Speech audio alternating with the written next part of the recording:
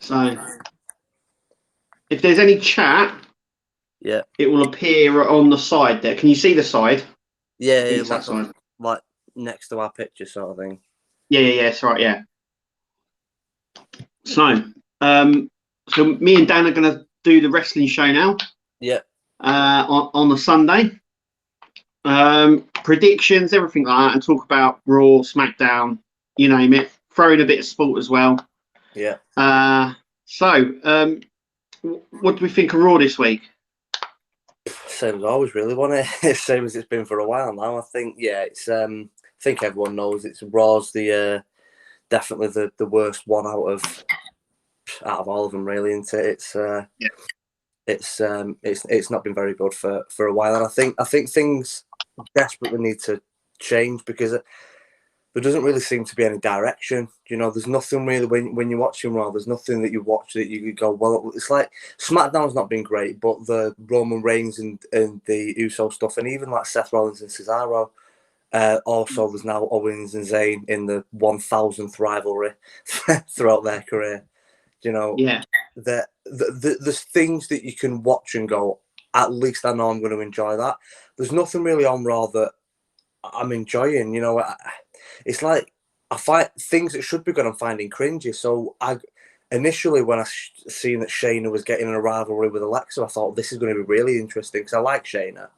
Yeah. And then obviously the writers have scripted for her to get down on one knee, eye level to a doll, and say, "You're just a stupid doll." Yeah. And then end Raw there, and it's just cheese and it's just corny and things. I think now we're in the realm of they're trying too hard. Yeah. I think they know that the numbers are low and they're trying too hard now and it's not authentic. Yeah. Yeah, definitely. But yeah, I think what's happened is you got obviously Bray Wyatt isn't there, the Fiend isn't there, so they've used Alexa as a sort of like a reverse on that, if you know what I mean. Yeah. And I always thought that they were going to bring in, like, she kept going on about Lily, and I remember the internet going a bit mad and thinking that they were going to bring in someone as Lily, and I think lots of people thought it was going to be Nikki Cross. Yeah. Because she actually posted some pictures on Instagram of her in a red dress, and everyone was like, "Oh, maybe she could be, maybe she's actually Lily." And maybe that's the reason, that maybe that's the direction they're going in. I mean, yeah, it makes sense. Do you know what? I've not seen it. I've not seen any of that, so I didn't know that. But thinking about that, the Nikki's character, I think, would play Lily really well. But also, it's Alexa bringing her old mate on board as well. Yeah. You know, them having that friendship in the past will help. But I mean, I read that originally when they brought Sarah Logan in before they put her in the Riot Squad, they were planning on her being Sister Abigail. Yeah, there was a lot of characters actually they were playing for Sister Abigail at the time. I think they even thought about Tamina as well. Yeah, I've seen loads of names crop up for Sister Abigail, but nothing's ever come of it. But obviously, she's like got the whole Viking. She had the whole Viking. Obviously, she's married to Eric from the Viking. Yeah. They've obviously just had a baby together. But when you look at her and even though it's Viking, the way that she did her hair with the traditional Viking thick single plait. Yeah. Bray plaits his hair as well, like old school Bray. So I think she'd have looked like she'd fit the part of a Sister Abigail. I think when they broke up the Riot Squad, I think she should have been paired with Eric and Ivar just to come out as a manager role. But they didn't click. You know, she had the look, she done everything exactly like them, and she could have literally just come out with them. She didn't have to do anything with them. She just looked like manager role. But I don't think they really know what they're doing, really. But but you're saying about Raw and that. Like, I mean, we're going to have McIntyre and Lashley. again. for the 7th time. I mean, he hasn't beaten Bobby Lashley 4 times now. So yeah, I think, and this was what I meant by they've not got a direction. We don't know where they're going, because I like McIntyre, and my fiance absolutely loves Drew McIntyre, maybe for another reason than his wrestling ability, but that's a whole different story. It's a bit like my wife. She likes Roman Reigns. Yeah, anything Roman Reigns. That's the exact same. I think even my fiance, she loves McIntyre, and even she's like, right, I'm getting sick of seeing you now, because he's in 3, 4, 5 different segments of Raw, and it's when you think say that, and it's exactly the same with my wife. She loves Roman Reigns, but she's getting sick of him not doing anything. Yeah. Every week on Raw, SmackDown, he's literally just talking. He doesn't do anything. And she said she's getting a bit frustrated because he's like not doing anything. I mean, obviously they've stuck him with Heyman, so I think from a visual standpoint, you go there as well. But it is like Brock, apart from Roman actually being there every week. Yeah. But it is very, very much like Brock, and I think, to be honest, I think your wife's gutted because she really likes him, she wants to see him wrestle more. And I get that, but for me, I think there's something special about him only wrestling at a pay-per-view, because it's something to look forward to. And I know he's had a lot of stick over the last couple of years, and I think the high majority of that isn't actually his fault. I think Vince seen him and seen those dollar signs and was like, he's my new Rock, and the fans didn't want him. No. And Vince, being stubborn, he didn't listen to what the fans wanted. He listened to what he wanted, and it went on. I do also get when they come out and they say that fans don't really know a lot, because I get that as well. So I mean, you talk to lots of people, and I do as well. And when you look on the Facebook groups and you see all the comments, and they're like, "Oh, we should be doing this, that, and the other," and you think, there's a reason why they don't really listen to the fans, but they should be listening to the fans as well.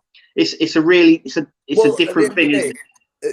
I think what we've learned, and I think moving forward, the reason why I've stuck with it, even though it's been so bad, is because I think they now know what, for all the horrible things that COVID has done, a good thing that it's done is it's given us and them, not just WWE, AEW, Impact.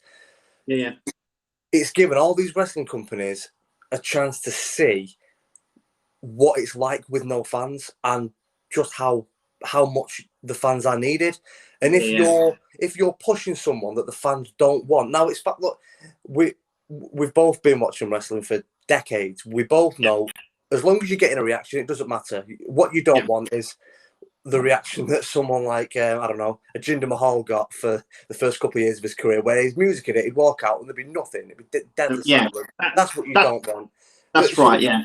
The fact that a few years ago Roman was being booed, he's still getting a reaction, but it's still so bad when it's clear that they want him as a babyface and they want him to be champion. And they're packaging him as a character that they want the fans to cheer. And when he's getting booed so badly, how they can carry on with that for month after month and then year after year, I find that really, really. And then you look at John Cena. Yeah. And I mean, there was a time for about 3 years where his music hit, they would boo. They would boo him when he was talking in the ring, and they were pushing him as a babyface constantly. And the crowd was so hostile. I think it was during his time, actually, during his feud with CM Punk. So CM Punk was the heel, and he was the face, but the crowd were doing the opposite. Yeah. And they were still pushing it heavily. And I remember one point where John Cena would punch someone, and they would get a cheer and a boo on opposite sides of the crowd. Yeah. And it was just comical, but they were still trying to force it, sort of like, no, he's a face, he's not a heel. He still is now. I mean, they'd never be able to change him, I don't think. It's a bit like Rey Mysterio, the curse of the Rey Mysterio.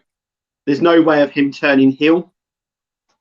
Yeah, I mean, I think Cena's said publicly only a few times that he's wanted to turn heel for a number of years. To be honest, look, I think he's enjoying doing his movies. I'm not sat here saying, oh, he will always pick us over. Like, he's at the end of the day, we all know at the end of the day, as a human being, you can only go so far, like before Father Time catches up to you, and you just can't go anymore. I mean, Yeah. look at Undertaker. I think even the most die-hard Undertaker fans would admit that the last couple of matches that he had, he couldn't do it anymore. Yeah. I mean, the WrestleMania match with Roman Reigns. Yeah. Where Roman tried to pick him up into the tombstone. Like, Roman Reigns got a lot of stick for that match.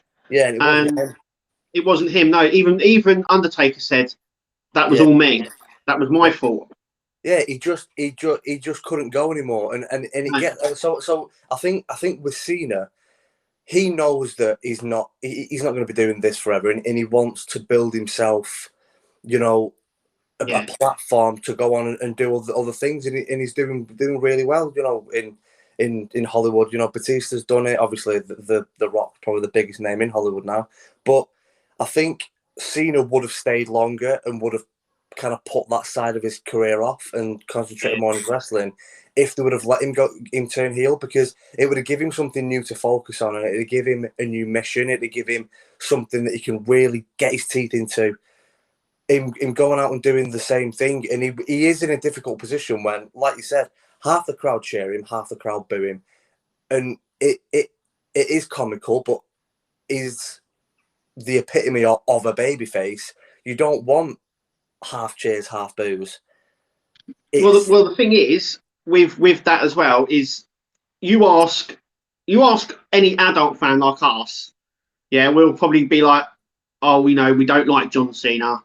We're constantly seeing him, he's being rammed down our throats. But if you ask any 10 or 11-year-old kids, and they love him, and they adore him and everything like that, and you've got to think, some of the product stuff isn't really directed at us. It's directed at the smaller audience, really.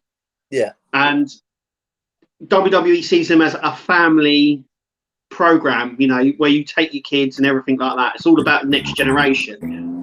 So even though that we've grown up with it and we're frustrated with it, it's not necessarily for us, if you know what I mean.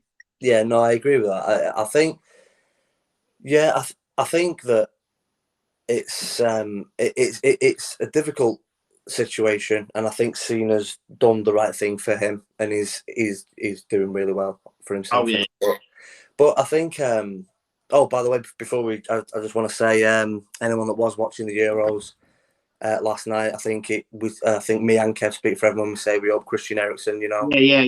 Oh, yeah, definitely. Right, because that for a while there, that was. I mean, we're wrestling fans, but we're also obviously we're football fans as well, and this is predominantly going to be a wrestling show. But if England are on tonight, so I'm sure at some point we'll end up talking about that. And I think every week there'll be bits of football thrown in there as well, because at the end of the day, we want to talk about what we're passionate about, and that is mainly football and wrestling. But it is predominantly going to be wrestling. So people that are watching for wrestling, it will mainly be that, but there will be bits of football as well. But I think that was we tuned in yesterday afternoon to watch a game of football. We don't want to see that. That's not what. I mean, there's been some criticism this morning over the BBC and everything like that. So yeah, I mean, BBC have said that they were just broadcasting it, that it was the host, so it was being filmed in Copenhagen. Yeah, and it was them that weren't turning the cameras up. But I think you need to give a shout out to people like Gary Lineker and Micah Richards and Cesc Fabregas, and I can't remember who the other one was, who in a very difficult situation remained professional and did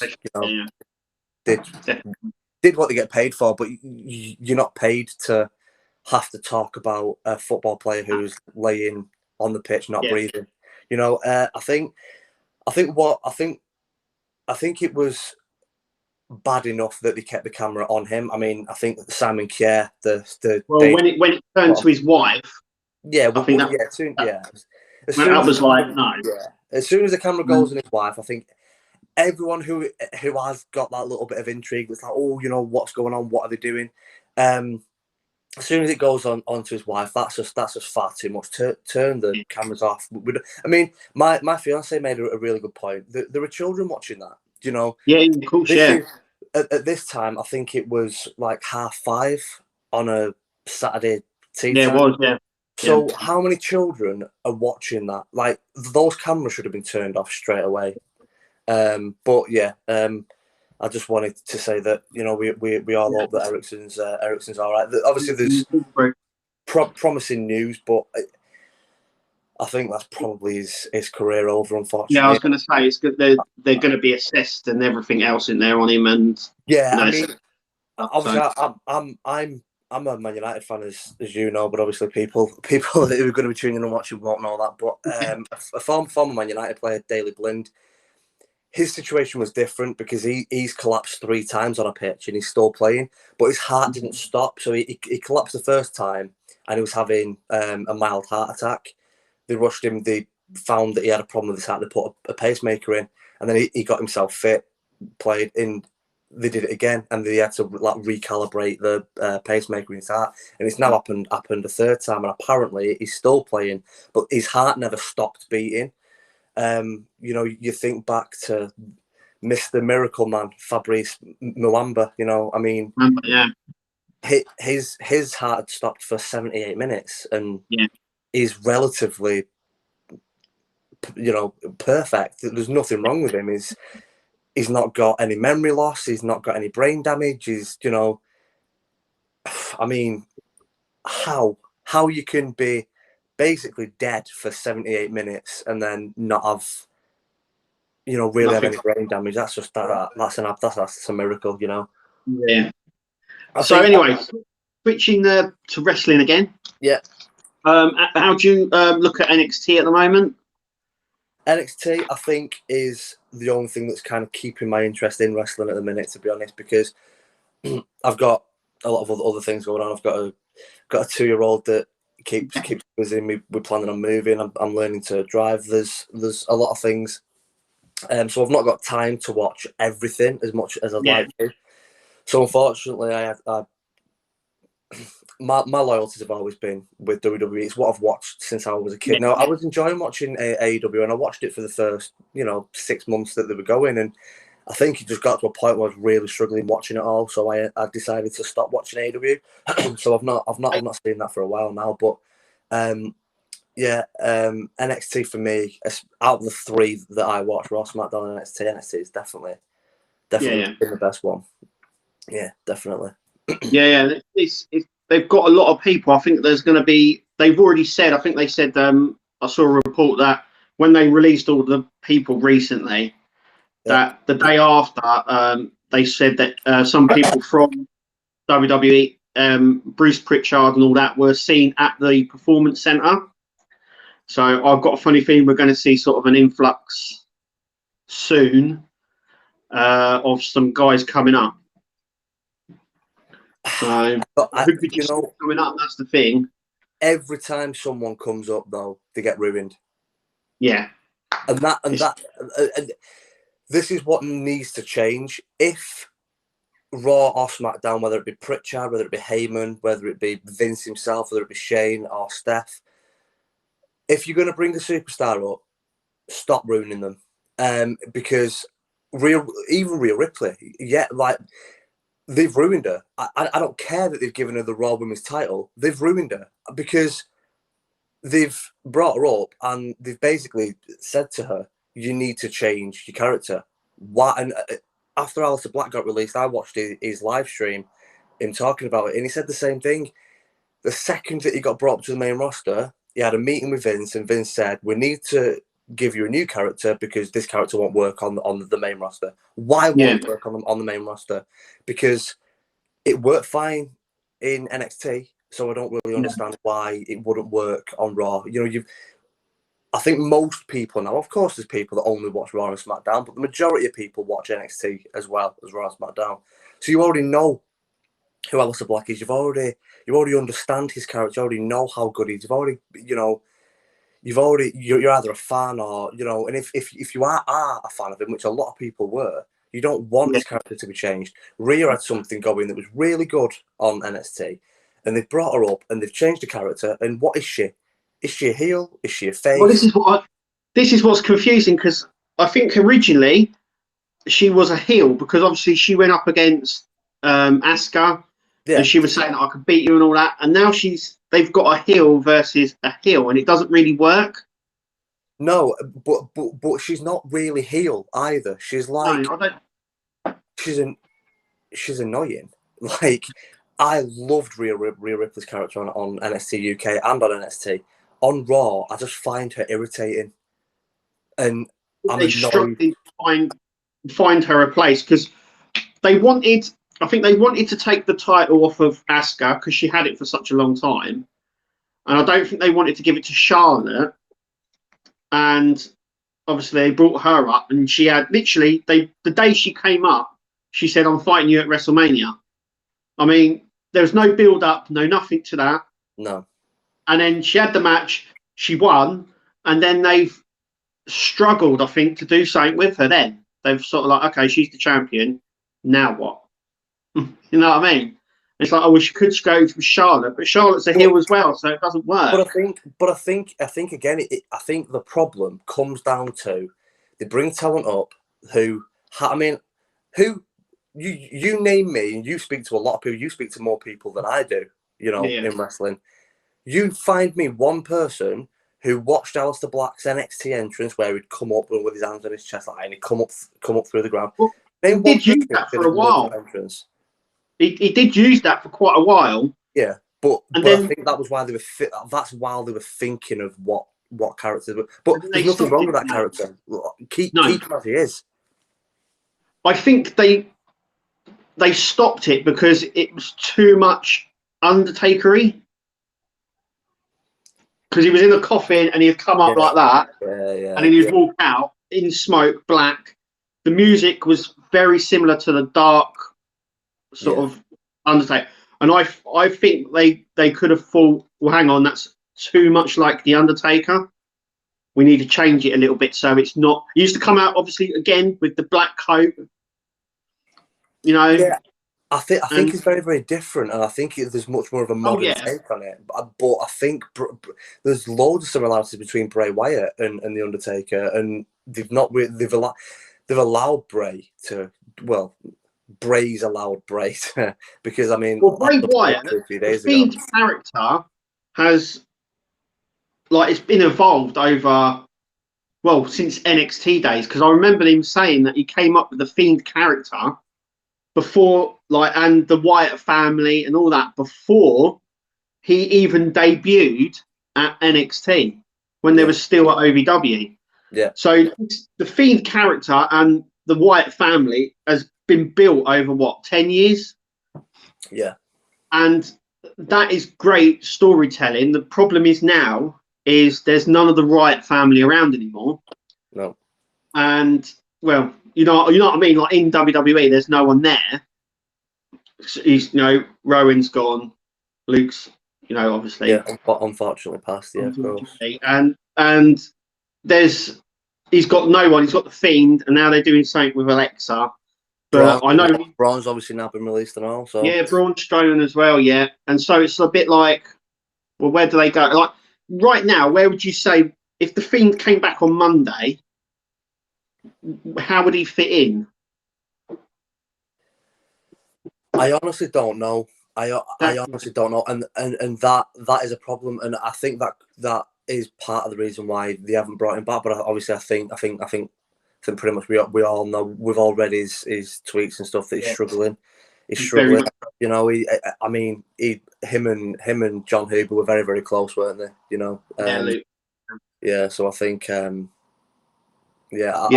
think he's struggling with his mental health, but I think you're right. I think if they did bring him back, what do you do with him? Where do you go? But they must have something, because this and I think Alexa's doing an incredible job of basically keeping the Fiend going, because she's keeping the whole thing going, and she's doing an amazing job.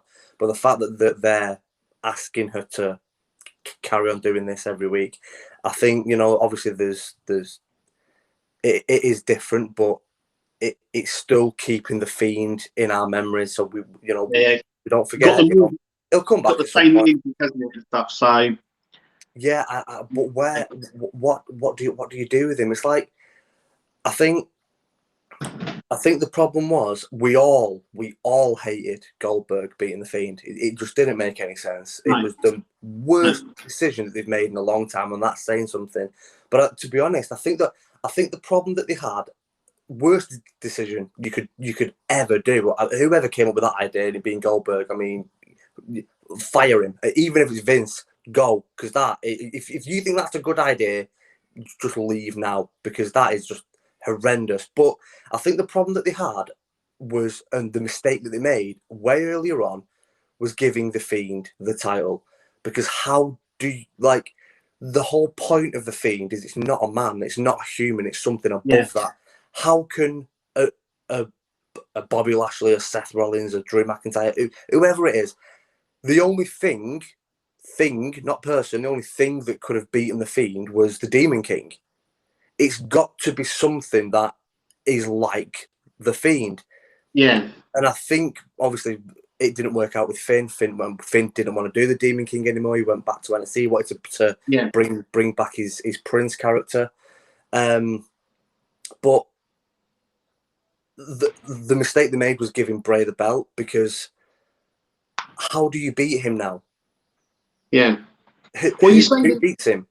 You say like the worst decision was Goldberg winning the title from him.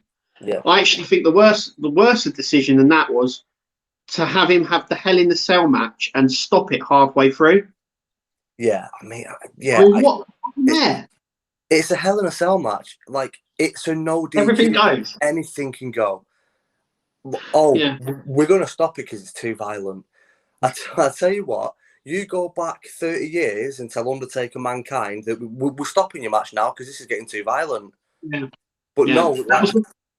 That was the problem with when they reintroduced AEW.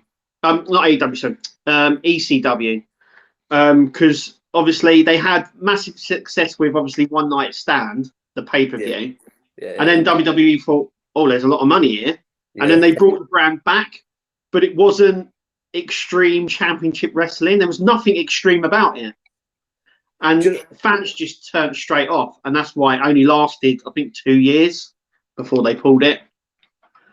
Yeah, I mean, you had a bit of a slip of the tongue there, but speaking of AEW, I actually want to ask you something. Yeah. And this is complete dreamland stuff. So I'm just going to put it out there. It's complete dreamland stuff. And I know your answer, but I'm still going to ask you anyway. Do you think that there's a chance moving forward, because of COVID, the amount of money that has been lost, and Vince's favourite tagline, you know, what's best for business? Yeah. And yet, to be fair, whether you like him or hate him, he has always done what he thinks is best for business and what will make him and the company the most money. Do you think there's a chance that we will ever get a cross pay-per-view between WWE and AEW? No. Yeah. No, totally not. Because you've got to think, when you go into a partnership like that, especially with WWE or AEW and that, you've got to look at it as like, who's going to benefit the most out of this, right? And however you look at this, AEW will benefit the most. Yeah. So Vince will probably go, well, okay, so what do we, you know, it doesn't benefit us at all. So why would we do it? I agree, and I think that's why it probably won't happen. The only thing I would say as to why it might happen is because of COVID. Because I think they will. There's a chance that they could go, okay, Tony Khan, Vince McMahon, or it might even be Cody Rhodes and Tony Khan and Vince McMahon and Triple H. They might have a conversation and say, look, imagine how many fans would love this. I mean, again, it's dreamland stuff, but imagine Cody Rhodes' music hitting and him coming out on Raw and confronting Vince. Yeah.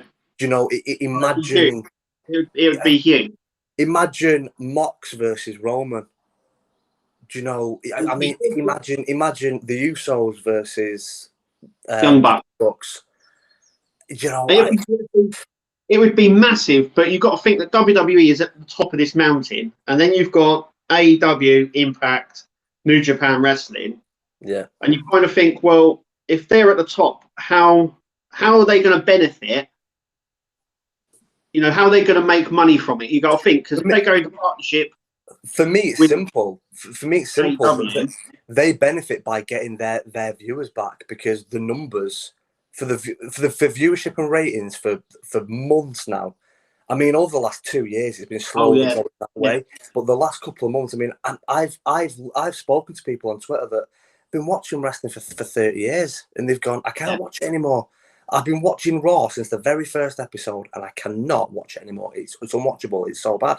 They need to do something. I think, yes, AEW will benefit more. Of course they will. But I think WWE will. Imagine how many people are tuning in for that. I mean, people who've never watched wrestling in their life would probably tune in to watch that. Because... Well, have you seen the ratings for AEW? Because they've moved to Fridays. Have you seen the ratings? Yeah. No, really bad. Really bad. Yeah, they're very, very low. They've not even got the numbers that they had on Wednesday. I think it was like 400,000. Shouldn't it go that way though? Because you think Friday night primetime TV, there's SmackDown's obviously been keeping. You know, they've got over 1 million people watching SmackDown. It's one of their top programs. Actually, it beats. You know, as we said, you know, NXT is very good, and it's the best one. But actually, in terms of rating, it's the third. If you know what I mean, it's the last one. It doesn't make. The ratings on it aren't very good compared to even Raw, right? Even Raw, their flagship program, AEW still underperforms it on the viewership, but SmackDown is the top one. It goes SmackDown, Raw, NXT. Yeah, that's how it goes down. And obviously, when it was on the Wednesday with NXT, there was like the tussling between the two of them. Yeah, and a lot of people. I mean, I looked on Twitter and Facebook and that. A lot of people were saying, you know, it's the war, and I was like, well, to be fair, right? AEW Dynamite is their version of Raw. It should be beating NXT, their third show, effectively their third brand. You should wipe it clean everywhere. Everyone's like, oh, they've won this week. Well, they should be winning. They shouldn't be losing to NXT, the third brand of WWE. If you can't beat the third, you know what I mean? Yeah, of course. Third brand, you've got no chance going up against Raw or SmackDown. And it's proven that they can't compete with Friday nights, with SmackDown on Friday nights. They just can't compete. No. So far out of their league. Yeah. No. Yeah, I think. I think we were obviously talking about this a couple of days ago, and we know something needs to change. I mean, like you're literally wearing the shirt, and how many people do? Like it's Monday Night Raw. You know, it's the biggest show, the biggest weekly episode wrestling show in the world, and in my opinion, it's the worst one for a while now. It's baffling how you can have so much talent. And like I said though, like I said to you the other week when I was just like, it all comes down to engagement. So they don't care if you hate the program as long as you're watching it. Yeah, at the end of the day, if you're going on Twitter and you're voicing your opinion and you're tagging WWE in it and you're going, Raw sucked it this week, I hated it, they're loving it because their numbers are still going up. Yeah, you know, because on YouTube, they were like, oh, the ratings are really bad. But on YouTube, they're like getting 1 billion views on segments from Raw. More than they were getting on TV. And you kind of think, well, that's why they're carrying on the way they are. It's because people are obviously engaging with the product. So they're like, oh, look, we didn't get many TV views, but look at YouTube, over 1 billion views. You know what I mean? Okay, then there's obviously people are watching, just not on TV. And so they're just obviously having that. Yeah.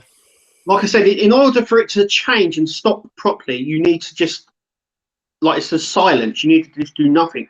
no messaging, no talking about it, no watching clips, no nothing, because everything a constant engagement. So you see, it does remind me of football, because obviously I'm a United fan. We've just had the Glazers out movement. You're an Arsenal fan, so I'm assuming that you want Kroenke out. So it is the same thing. It's why, as much as I was behind the protests, and look, for the violence that was there and the police officer getting attacked, that for me, I'm not going to call that person a United fan. I'm going to call him a thug, because that's what he is. That's not a football fan. You know, if you're attacking a police officer, then you're a thug. So taking the violence out of it, because 99% of that, like all protests, are peaceful, and there's that 1%, there's that one idiot that has to ruin it. But 99% of that was peaceful, and at the end of the day, the United fans, and people don't realise the power that fans have when enough people get together, because we as the fans got the travesty that was the Super League overturned, and rightly so. And if you think about it, I know you're an Arsenal fan, but in terms of English history, especially in the Premier League year since '92, Man United versus Liverpool is the biggest game of the season in terms of worldwide viewership. The amount of people that are tuning in into Sky Sports to watch Man United versus Liverpool is higher than any other match in that entire Premier League calendar the whole year. Man United Liverpool is the biggest game in English football, and the United fans got that game called off. Got the biggest game in England called off. And it's the reason why I went, that is fantastic. That's great. What a powerful statement. You've got the biggest game in England called off. It's not going to achieve anything, because going back to what you were saying about wrestling, are you going to get however many hundreds of millions of United fans worldwide? Are you going to get them all to stop buying shirts, to stop going to games, stop buying merchandise, unsubscribe from MUTV, unfollow them on Twitter and on Facebook? Stop giving and it goes the same way with Arsenal. Stop giving these owners that only care about money. You hit them in the pocket, they will go.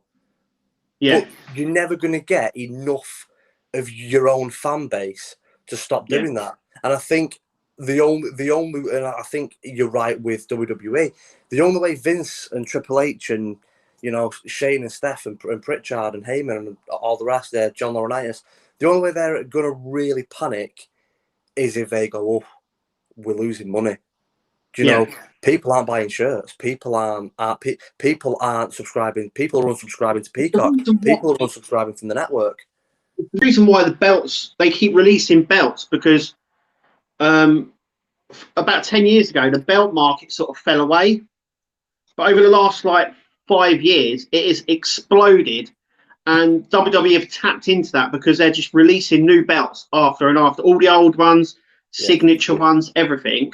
I love the belts and I will always collect them. But but they've obviously tapped into that market, which weren't there originally, but now is. But now they're just releasing loads of different old style belts and signature ones and legend belts and all of that. But it goes into that thing, like if you don't want them if you want them to change, you have to stop everything. You have to stop messing. The only way they're going to if their money's going down and people stop buying belts, and stop buying T-shirts, and like I said, unsubscribe from Peacock, unsubscribe from the WWE network, you know, the only way is going to change if they go, oh shit, this is serious now. We're losing money, and millionaire. I don't know if you know this, Kev. Millionaires don't like losing money. They're not keen on it. No. So no. I still don't understand what they spend it all on. Like even the footballers now, it's like how they get how many 500,000 a week. It's like what the hell are they spending that on? I have no idea. Yeah, I've been thinking this. It's like, I mean, obviously, again, I'm hoping Man United sign Jadon Sancho, and look, it's going to happen. I mean, it's annoying that it's dragged on for 12 months. At the end of the day, I think any United fans that, you know, are watching this on Twitch or on YouTube that are thinking, you know, how long it's taken, the winners in this are Man United, because yes, Sancho would have helped us last season, but we'll end up getting him for nearly 40 million less. And to be honest, I kind of want to laugh in the face of Borussia Dortmund's chairman, because we actually bid 2 days before the transfer window ended last summer, we actually bid £105 million, and they said no because it was like 8 million less than what they wanted. Yeah. So, yeah, but we bid 105. Now they're happy to take 80. So even that's 25 million less than what we actually bid 12 months ago. So the only winners in this are us. We've ended up getting a great player for £25 million less. And I think, you know, sometimes, as frustrating as it is, it does work out well. And I think this is the same thing with wrestling, and I'm hoping that we're going through this really bad patch at the minute. And when we were having a chat a couple of days ago, I said this to you, and I do really believe it. I've only stayed watching Raw when it's been so bad because it will get better. It has to get better because, and I think it's going to get better because I think it's so bad because they're waiting for fans. Again, Dreamland stuff, CM Punk has said, yeah, I want to come back. Are you going to bring him back now, or are you going to wait until you've got 100,000 people in an arena at SummerSlam? And of course, that's massive. But even other things, big things, that, you know, they might have a massive story on. I don't know. They might have Bray Wyatt coming back as the Fiend and hitting Alexa Bliss with a Sister Abigail because Alexa cost him the match at the pay-per-view a couple of months ago. Whatever it is, it doesn't matter what it is. At the end of the day, if they've got a really cool idea and, you know, it works its way up the chain, you know, it might be a superstar that says, I want my character to do this. And then the writers go, oh, I like that, that's good. And then they take that to Heyman, and he takes that to Pritchard, and Pritchard goes to Shane, and then Shane goes to Vince. And all the way up the chain, and Vince goes, I love it, we'll do that. Are you going to do that now, or are you going to wait and do it when there's fans back in arenas? You're going to wait.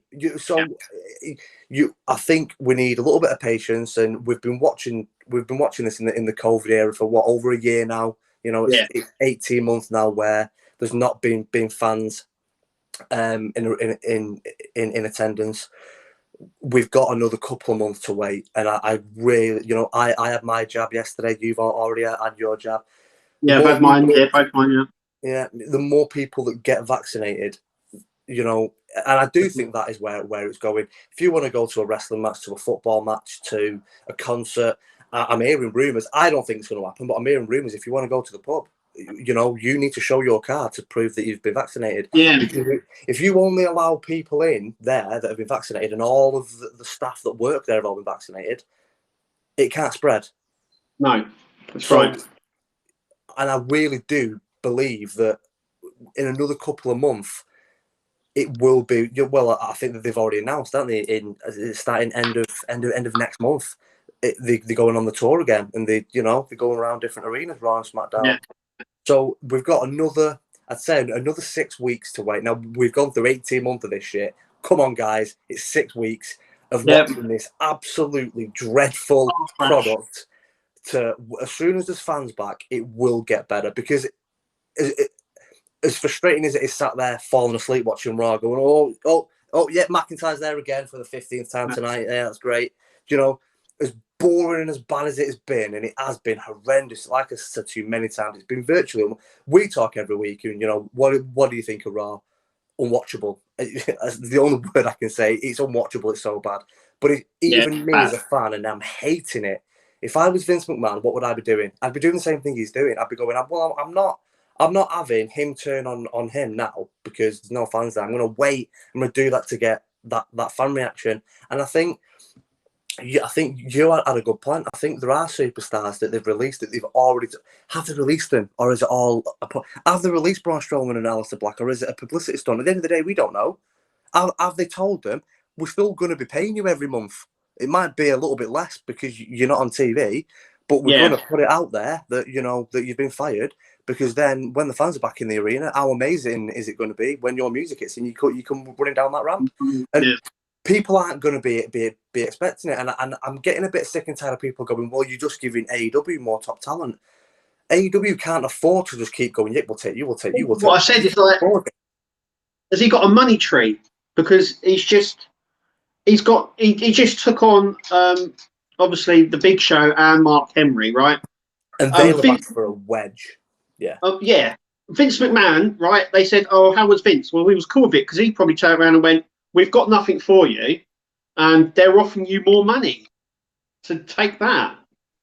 But And Kev, it would have had to have been. I mean, Big Show and Mark Henry, especially Big Show. I mean, Paul Wright has been only with WWE since he signed with them back in the 90s. You know, and he's not been wrestling for years now, and he's still, you know, been affiliated and loyal to WWE.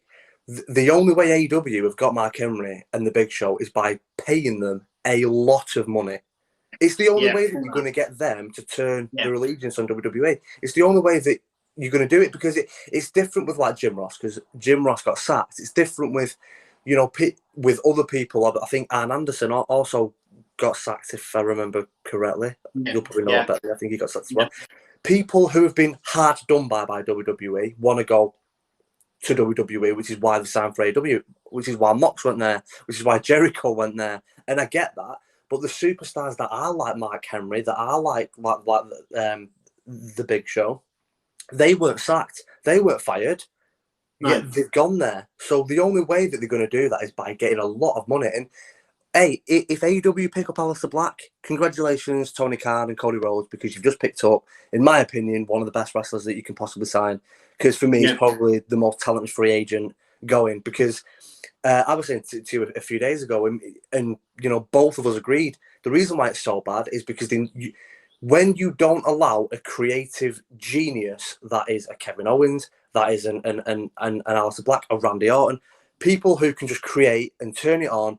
And it took Orton a long time. I mean, I don't know if you've seen Orton on the Stone Cold podcast, the Broken Skull. I might have done. You know, I watch a load of stuff. I've probably seen it. It was about 6 months ago. Randy Orton was on the Broken Skull sessions on the network with Stone Cold, and even he admitted it. It took him a long time to get to this stage, but now, you know, Edge.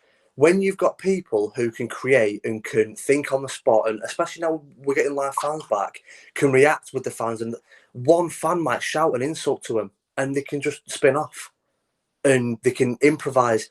When you've got people like Aleister Black and Kevin Owens are the two that I think of at the minute, and you script them, you suffocate them. You're not allowing them to be expressive. You're not allowing them to create. You're not allowing them to be themselves, to think in the moment. And you imagine a DX promo back in the 90s. And I mean, I'm sure you've heard the story of Shawn Michaels balling a piece of paper and bouncing it off Vince McMahon's head and turning around and walking out. Do not tell me what I can, because I'm going to go out there, I'm going to crush it like I do every week. When you've got people who can think on the spot, and you know, The Rock can do it, Cena could do it. When you've got brilliant people, I remember I said to you, how can Kevin Owens be the most entertaining thing on SmackDown when he had that rivalry with Shane, when he's sat in the crowd eating popcorn? He's just sat there eating popcorn. He's not even saying anything. He's not even mic'd up. He's sat there eating popcorn. Yet the camera goes on him and you start laughing. That is someone who has it. Now, you can get better with your promo skills. You can improve on your wrestling ability. The it thing, and there is no name for it. You've either got it or you've not. The Rock had it. Michaels had it. Edge has got it. Orton has got it. Cena's got it. When you've got that ability, whether it be wrestling in the match to listen to the crowd and feel it, and then just improvise and just create a piece of magic, or whether it be in a promo, don't script these people and suffocate the life out of them and tell them what they can and can't say. Because when you do that, Mox, the reason why Mox left is because the whole gas mask thing, getting taking a jab, and all he wanted to do in that. Imagine how good that rivalry would have been with Seth. I mean, in turning on Seth the night that it's announced that Roman's leukemia is back, that could have been incredible. And they shit the bed with it again, like they always do, because they overscript everything. If they'd have said to be honest, I think Rollins needs help, and I love Rollins. I think he's brilliant. I think his character at the minute is actually really entertaining. He's an unbelievable worker. He's a great wrestler. And he's got that rare ability of him selling really well, because there's a lot of people who, when they do all the flips off the ropes and stuff, all their attack moves look great, but then when it comes to them selling, they look awful. So Seth Rollins is fantastic, but I think he does need help with his promos. I don't think he can think as fast as someone like a Dean Ambrose. But imagine Ambrose versus Rollins unscripted, and you say, especially Ambrose, you can go out and do and say whatever you want. How good would that rivalry have been? Yeah, and they really did good. And when Murphy took Aleister Black's eye out and he had the eye patch on, and then Owens had him on the Kevin Owens show, and Aleister Black hit him with a black mask. And that was it. We never seen anything after that. You've got two creative geniuses, and Owens, look at the size of him. I mean, no disrespect. Owens, if you ever watch this, you're my favourite, but you've got a gut on you, right? How can he do the things that he can do? It blows my mind every time. I mean, do you remember that? I can't remember who was in him. I think it was having a match against Seth Rollins years ago on Raw, and he was sat on the top turnbuckle with his feet on the middle rope. And he stood up, jumped up, spun round, landed on the top rope, and then backflipped off. How can a guy that size physically do that? It's incredible what he's capable of doing. He done a Swanton bomb this week on SmackDown. Yeah. Well, do you remember when he faced again? It was Rollins inside Hell in a Cell when he was still with Jericho, and he jumped over the top rope and like Swanton bombed Seth through a table, through two tables. You know, Aleister Black and Owens in the ring are geniuses. They're also geniuses when it comes to a promo as well. And they're not allowed. I would have said, you've got 6 months. You've got 6 months to tell your story, get the fans involved. Your promos are unscripted and your matches are unscripted. Go out and have fun. And they don't do that anymore. And this is why it's dying. This is why it's not the Attitude Era or even the Ruthless Aggression Era. It's why it's slowly being killed, because when you've got people like Rollins, who's incredible in the ring but needs help with his promos, help him with his promos. When you've got people like Dean Ambrose and Chris Jericho and Orton and Edge and Aleister Black and Kevin Owens, and you script them, you're actually being disrespectful to the talent, because you're stopping them from being expressive in creating. And it is why it's why it's going down the drain so fast, because you're not allowing anyone, any top wrestler to pull you in as a fan. And when it's scripted, it's not authentic, so you don't feel it. Yeah. So when you don't feel it, you're not interested. Right. So even when you've got two top guys in a rivalry, it's a boring rivalry that doesn't work, because you're suffocating all the life out of it by your over scripted. Like, it's word for word. You must say word for word what we say. So they're not just saying what is coming naturally to them. They're trying to remember the lines and working off a script, which is why when they're talking, you're bored. You sat there going, oh my God, when's he going to shut up? He's been talking now for 20 minutes and it's boring. Yeah. Let him go out and think and be able to say what he's feeling in that moment. Yeah, you're totally right. But so I just want to bring it back. We've got I want to do predictions now. So we've got NXT in your house, or NXT Takeover in your house tonight. Yeah. So the first match, I think, Martinez versus Xia Li. Sort of a rival that he's been building over the last week. It's not really been built very good, but it's a match anyway. So what do you reckon on that one? I kind of want to say, I think in my heart I'd like Martinez to look. That woman has achieved a lot, and I think there's a lot of women who are now signed with WWE and other companies who owe a lot to Mercedes Martinez, because she paved the way for a lot of women for 2 decades. And I'm glad that she's now with WWE and she's got her big stage finally. Yeah. But they're not letting her do what she wants. Yeah, they're not letting, and that's even on NXT. And NXT is usually really good with allowing. Yeah. Excuse me. Well, she was part of Retribution, weren't she, originally? And then they went back to NXT. They swapped her with Mia Yim, didn't they?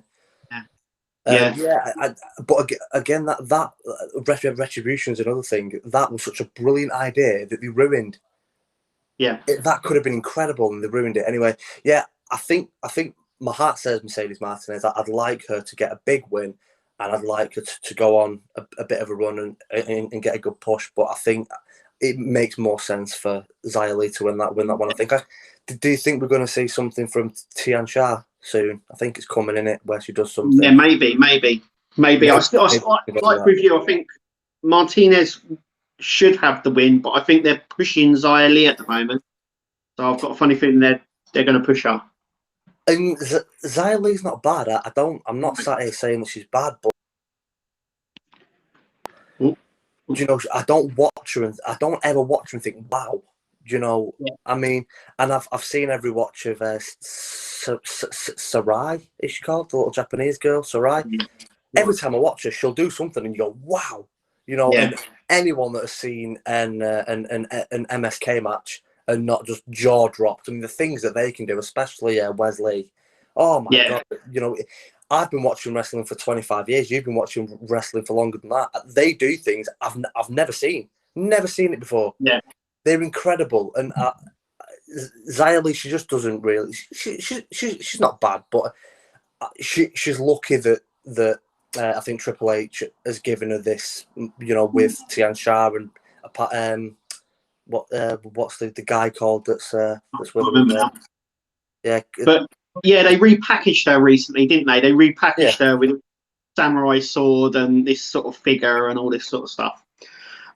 So the next match is the Phantasma versus MSK Reed.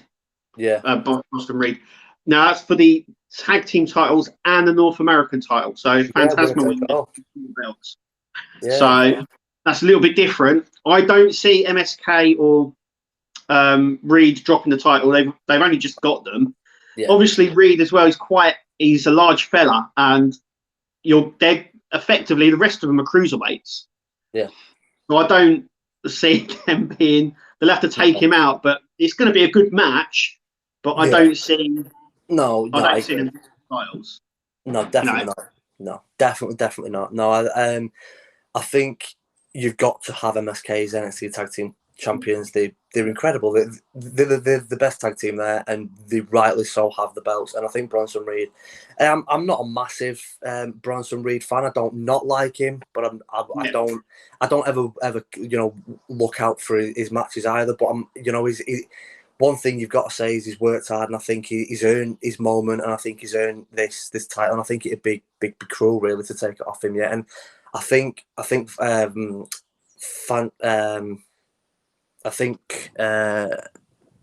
Phantasma. Escobar. I think Santos Escobar. I mean, he had the cruiserweight belt for what, a year? Yeah. And he's only just lost that to Kushida, hasn't he? So I can't. Yeah, no, I'm with you on that one. I think Reed and MSK retain. The next one is obviously the one I'm really looking forward to, and that's LA Knight versus Cameron Grimes. Ladder match, $1 million title. Now, I said this to you before. I actually really like Cameron Grimes. I think he's brilliant. Love him. Yeah. This one's a really tough one. I would love Cameron Grimes to win this, just because he has that $1 million feel to him. He's got the money. He comes out. His promo work and his Titantron and all that sort of stuff in his video. They're all money. LA Knight isn't. But he's fantastic. LA Knight is a future North America. Well, he's a future NXT champion, I reckon. He's got that look. He's really good in the ring. But yeah, I would like Cameron Grimes to win that. Yeah, I think it would look good. Not really much more I can add to that. You kind of said everything there. Yeah, I do like LA Knight. I think. I think definitely he's got a big future ahead of him in NXT. I think it does make. I mean, it does make sense because I think Ted DiBiase, the real $1 million man, is obviously involved in that match. I think Cameron Grimes really over, I'd say, a good couple of months now has been something that we need a bit of light and a bit of laughter. You know, we've all of us have struggled at one time or another throughout lockdown and all that, and he guarantees to make you laugh. Yeah, He's brilliant. He's really funny. His comedic timing is there. Again, as I was saying before, he's got it. Whatever it is, he's got it. He's yeah, amazing in the ring. He's got a fantastic finisher. His character is brilliant. He's funny. His promo work is solid. I would love Cameron Grimes to win, but I'm with you. I'm completely 50-50. I think it could go either way, but it makes more sense for Cameron yeah. to It win does. Yeah, it because yeah, he's the one with the money, as you say. yeah, And from a selfish standpoint, I kind of want to see LA Knight get caved in, literally. You know, I tell you what, that cave in, I don't think I've seen him hit a bad one. It always looks it's why I love Seth Rollins' curb stomp. Something that you absolutely know as an adult, as a kid, obviously it's different, but as an adult, you know that there's no way that the person on the receiving end of that is getting hurt. It's so yeah, safe and so easy to do, but it looks yeah, nasty. And that's what you want. You want a move that looks brutal, but is never, I think it's different with like a Sheamus Bro kick or like a Drew Claymore. As safe as they are, because of the type of finisher it is, unfortunately, they do actually really kick their opponent in the face. I yeah, think it's just part and parcel of that move. Sometimes they've got to be close enough where it looks like they've actually hit them, but not hit yeah, them. I think sometimes they get a little bit too close. Whereas I think something like a Cameron Grimes cave in, it's completely safe. There's no way of his opponent ever getting hurt, but it just yeah, looks really nasty. And I like moves like that. yeah. And then the next one is Rochelle versus Ember Moon. I don't think, because of the way they've built Rochelle up, I don't think she's going to drop it. Ember, I always thought that she was going to go against Shotzi. Yeah, They may be saving that for later on. I agree. 100%, yeah.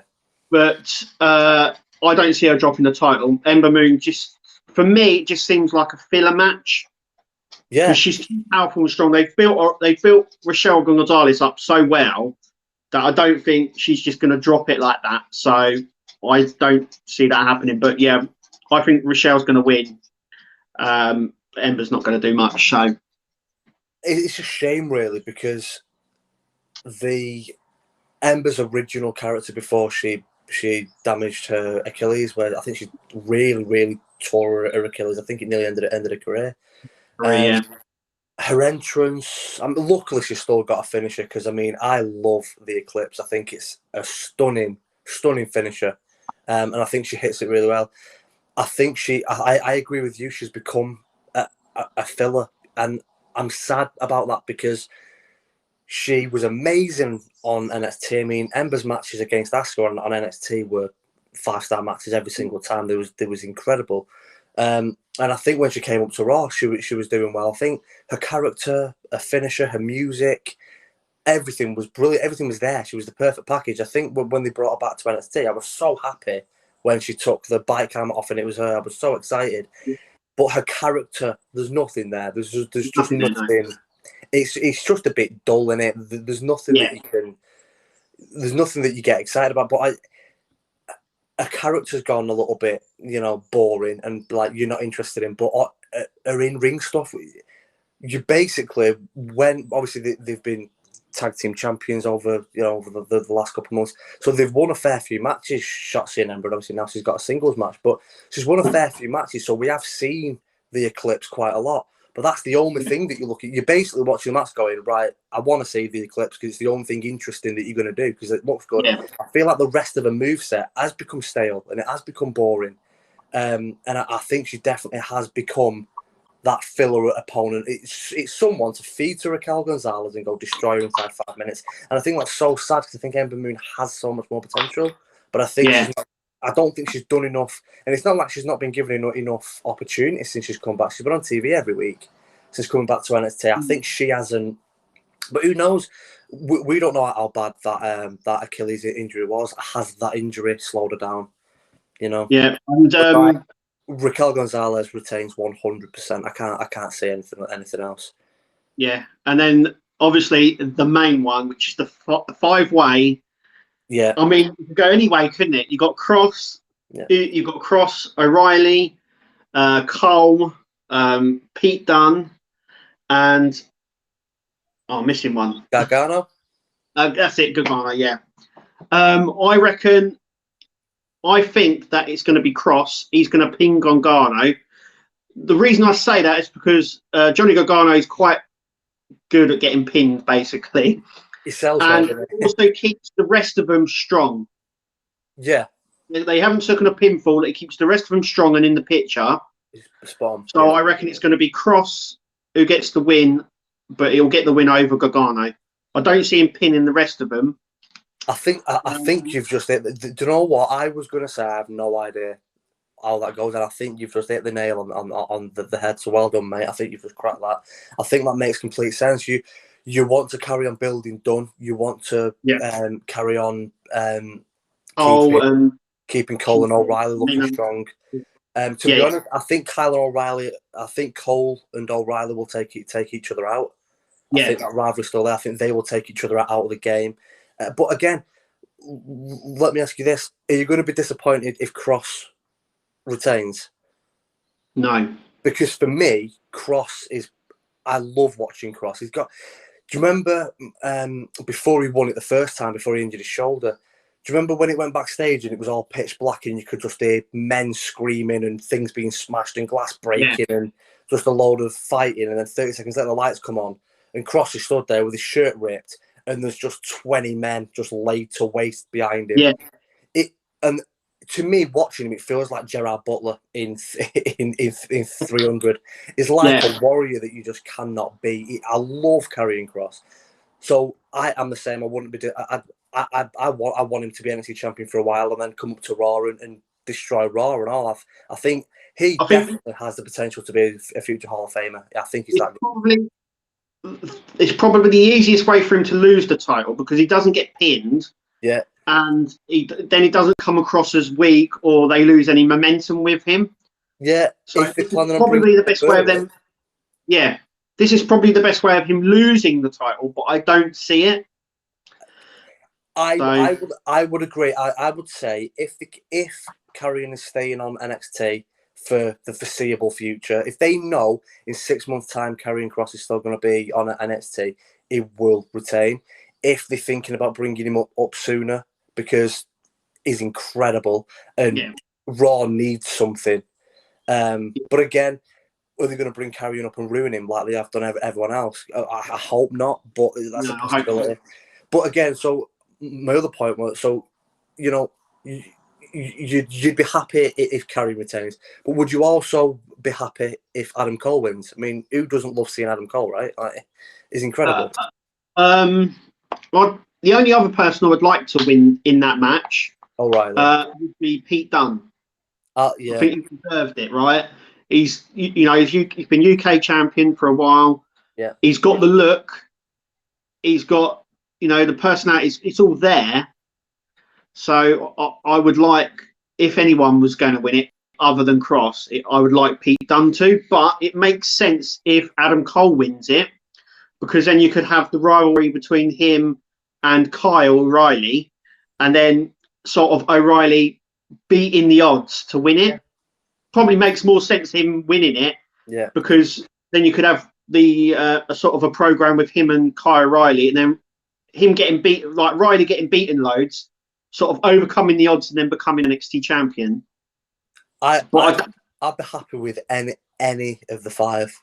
Yeah, and that's what's so interesting about it is because I think every fan is the same. I don't think anyone.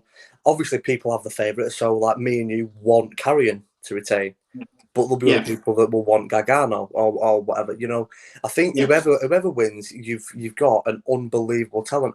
I think if it was me, if you're gonna give it to Cole, and then get him in a rivalry with O'Reilly, and like you said, O'Reilly overcoming the odds and beating him, fantastic, do that. But I think in terms of just making the next NXT champion, if you're taking Karrion up to Raw and it's one of the other four, for me to be O'Reilly or Dunne, because Gargano's had lots of belts over the last couple of years, and Adam Cole is the longest reigning NXT champion.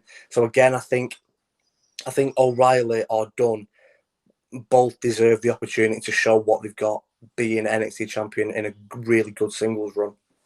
Definitely, yeah. And just before, we're gonna wrap it up in a minute, but before we go, obviously England are playing today. Yeah. And against Croatia, remember, they knocked us out once, so they're not a pushover. Knocked us out of the World Cup, didn't they, 3 years ago? Yeah, they knocked us out of the World Cup. So don't go, this is going to be an easy game, because I don't think it will be. No. But my prediction is going to be 1-0 England. But what do you reckon? I mean, if the rumours are true, and I'm hearing that Southgate isn't planning on starting Grealish or Foden or Mount, and if that's true, I don't know how that game is going to go, because for me, I'd definitely start two of them three, maybe even three of them three, the form that all three of them are in. Yeah, I think England will win, because Modric, who pulled the strings really in that World Cup semi-final 3 years ago, he's 35 now, and he's not. If you've seen any of him at Real Madrid last season, he's not the player that he was. They've still got some good players. They've still got, like Kovacic and stuff like that. But the really good, like the spine of that team was like solid. But Lovren has fell out of favour at Liverpool, and I don't even know where he is now. And he's in his 30s, and he's getting on, and he's not as good as he was. And obviously Modric, same thing. I mean, they've still got like Kramaric and Kovacic at Chelsea and stuff, but again, even Kovacic, who's a good player, he's barely played this season for Chelsea, so he's not, he can't be 100% match fit. I'm gonna say,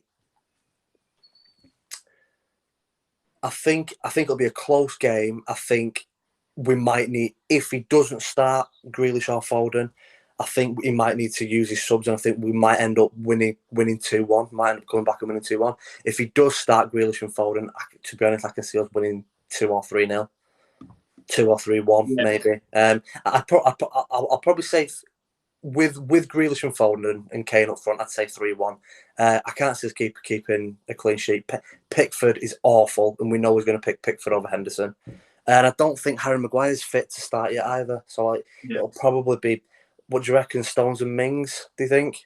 Yeah, that sounds like what he's going with. So Mings isn't bad, but I think obviously if Maguire was 100% fit, I think Stones and Maguire is a much solid pairing. But yeah, I think I think we're going to have a win. But I think I'll be happy with a draw, if you know what I mean. Yeah. If we don't concede anything, we get a clean sheet, and it's 0-0. I'll be happy with that.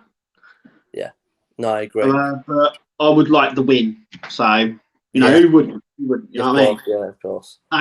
But yeah, that's it. Now we're gonna we've been on for nearly an hour and 15 minutes. We did say it would go longer, didn't we? So yeah. And we've had a great chat today. We're gonna do this. We're going to do this every week now. Yeah. So get on, subscribe, like, share, comment, and we'll be here next week. So it'll also be going up on YouTube as well. We broadcast it live on Twitch, and then it will get uploaded later on onto YouTube. So comment, like, tag everything, and then you can even come on Twitch and join in as well on the comments as well. Because we'd love to hear what you think about it. But anyway, that is us here finishing up. I've been Kev. You have been Dan. See you next week. And and we'll see you. We'll see you next week. Yeah. Take care. See ya.